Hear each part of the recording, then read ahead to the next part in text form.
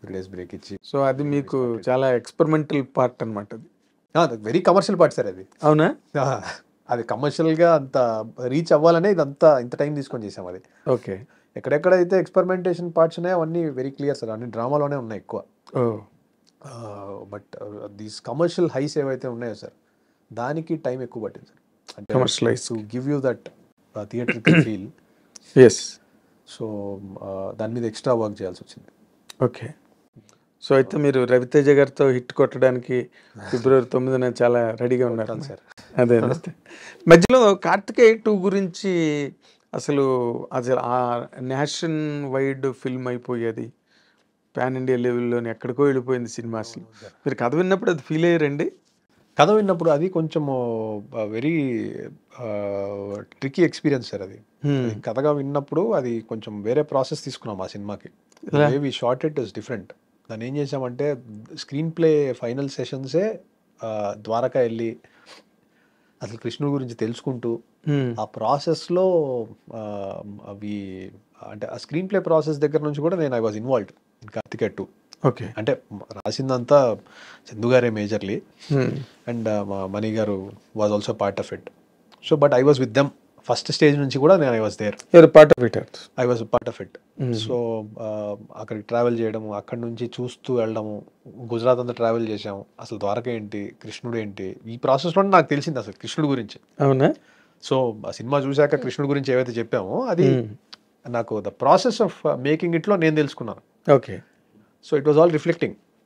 అవును, మీ learning reflect అయింది. అంతే సార్, మీ ఏదైతే ప్రాసెస్లో లెర్నింగ్ ఉందో అది స్ట్రాంగ్గా రిఫ్లెక్ట్ అవుతూ వచ్చింది. బట్ అది ఎందుకు ట్రిక్కీ ఫిలిం అంటే సమ్ ఎక్స్ బడ్జెట్ అని అనుకుంటే ఎక్స్ బడ్జెట్కి కొంచెం ఎక్కువ వెళ్ళాం సార్, కానీ ఆ సినిమాకి 5x బడ్జెట్ కావాలి, అది ప్రాబ్లం. ఓకే. సో దానికి ఒక ఎక్స్ బడ్జెట్ ఉంది. ఎక్స్ బడ్జెట్ నుంచి మేము కొంచెం ఎక్సీడ్ అయ్యాము, కానీ సినిమాకేమో 5x బడ్జెట్ కావాలి. సో ప్రొడ్యూసర్ సపోర్ట్ పాపం వాళ్ళు 2x వరకు పుష్ చేసుకుంటూ వచ్చే పొజిషన్కి వచ్చారు. So we had to find solutions. Vishwaprasad గారు, అభిషేక్ గారు చేశారు. వాళ్ళు దే సపోర్టెడ్, అంటే బియాండ్ వెళ్ళి చేసినట్టే సార్ చెప్పాలంటే. బట్ సొల్యూషన్స్ కూడా we find interesting, we found interesting solutions. ఇలాంటివంటే మినియేచర్స్ చేసాం ఆ ఫ్రోజన్ లేక్ అంతా. ఓకే. సో ఇలాంటివన్నీ కొంచెం ఇంట్రెస్టింగ్గా చేసాం.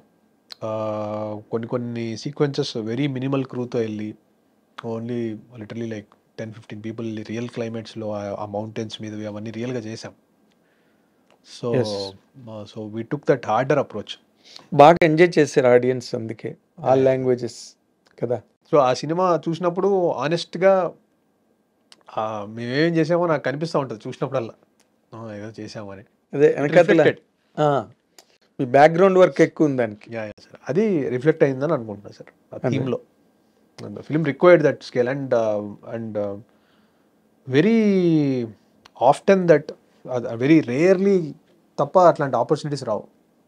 అవును, అంటే ఆ రకంగా చెప్పాలంటే వాజ్ లక్కీ సార్.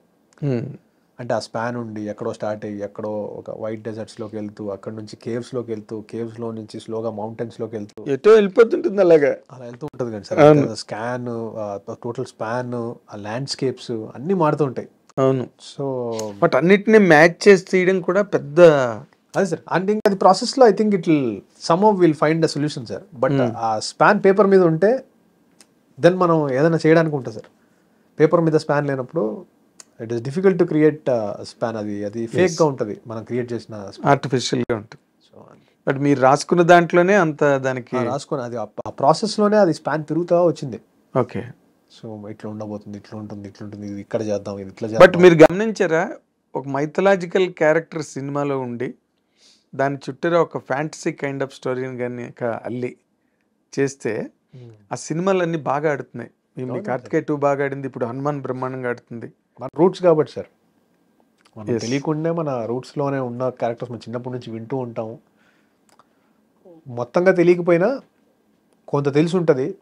మనం ఇంకొంచెం క్లియర్గా చూపించినప్పుడు వి గెట్ ఎక్సైటెడ్. ఎస్.